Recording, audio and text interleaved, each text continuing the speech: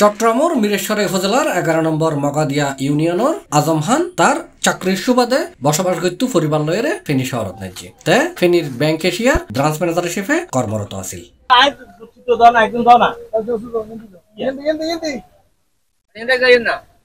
এপ্রিলের 9 তারিখ আজম খানরে তার পরিবারের সদস্য হলে হাসপাতালে লই যায় এডে তার মৃত্যু হয়। যদিও এই সময় নাজি আজম খান তার কর্মস্থলত শারীরিক এবং মানসিক অসুস্থতার হারণ দেখাই ছুটিত আছিল। যদিও আজম খানের বউ এবং বউর পরিবারে দাবি করছে ইয়েন স্বাভাবিক মৃত্যু, কিন্তু এই মৃত্যুর চ্যালেঞ্জ করে আজম খানের বোন নার্গিস আক্তারে আদালতত একখান হত্যা মামলা দায়ের করে।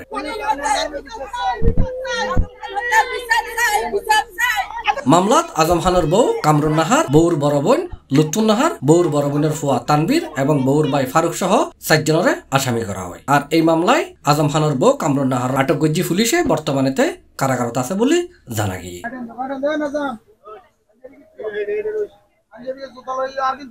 আর মামলার প্রেক্ষিতে বিজ্ঞ আদালত তদন্তের স্বার্থে লাশের ময়না তদন্তর লাই আবার লাশ খবরত্তন উত্তোলনের নির্দেশ দিয়ে, যার পরিপ্রেক্ষিতে এপ্রিলের 24 তারিখ বুধবার সকাল 11:30টায় মিরেশ্বরের এক্সিকিউটিভ ম্যাজিস্ট্রেট সহকারী কমিশনার ভূমি প্রশান্ত চক্রবর্তীর উপস্থিতিতে পুলিশে লাশ উত্তোলন করে। লাশ উত্তোলন সময় মামলার বাদী আজম খানের ছোট বোন নার্গিস আক্তার এবং আজম খানের স্বজনলেডে উপস্থিত আছে। ব্যাংক ম্যানেজার আমার বড় ভাই, উনার আমি ছোট বোন নার্গিস আক্তার। আসলে 7 তারিখ আমার ভাইয়ের বাসায় অনেক মারা মারছে এরা। 9 তারিখ আমার ভাইয়া 9:40-এ ব্যাংকে গেছিল অফিসে। যাওয়ার পরে ওইখানে ঘন্টা মিটিং ছিল। মিটিং এ উনারা ব্যাংকেরা বলছে যে আপনার শরীর খারাপ লাগতেছে, আপনি বাসায় চলে যান। বাসায় যাওয়ার পরে আর ভাইয়া রে ওইখানে তাম্বিদে এক রুমে ছেলে মেয়েরাও ছিল 4 জন। তাম্বিদে ছেলে মেয়ের ঘরে এক মুই সরাই জারিন সুবা সাদিয়াকে আর জারিফকে এক মুই এক রুমে সরাই দিয়ে যে ছেলে মেয়েদেরকে এক রুমে কিনারে পাঠাই দি সরাই দি।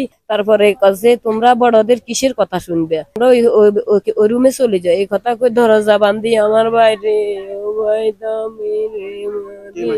সুন্নাহার জেটস তানবির হইছে জেটস ছেলে জি, সুন্নাহার হইছে যে মেজু জেটস, কামরুন নাহার হইছে যে আমার ভাবি আজম খানের ওয়াইফ, ফারুক হইছে যে উনার ভাই কামরুন নাহারের ভাই। লাশ দোয়াইছে যে আপনার ওরা তানবীর রুবের দেখানো আপনার আমাদেরকে দেখানো লাশও নিজেরা দোয়াইছে, আমার দোয়াইয়া কিনারে সরাই রাখছে। সবকিছু কি কাছে আপনার সাজা গোজা সব এরা করছে, উনার ওয়াইফের পরিবারে করছে, বাপেরা বাইরে করছে, বোন বাগিনারা করছে। আর লাশের সুরত হাল তৈরি করছিল নিজামপুর কলেজ পুলিশ ফাঁড়ির ইনচার্জ মাসুদ খান। লাশ উত্তোলন প্রসঙ্গে উপজেলা সহকারী কমিশনার ভূমি প্রশান্ত চক্রবর্তী জানাই, আদালতের নির্দেশ মোতাবেক জেলা ম্যাজিস্ট্রেট কর্তৃক আমাকে নিয়োগ করা হয় লাশ উত্তোলনের সময় সহযোগিতা করার জন্য। তো আমি এখানে উপস্থিত ছিলাম, আমার সম্মুখে লাশ উত্তোলিত হয়েছে। আজম খানের স্বজনলর দাবি আজম খানের মৃত্যু স্বাভাবিক নছিল, তার ওর গোষ্ঠীর নির্যাতনে তার মৃত্যু হই।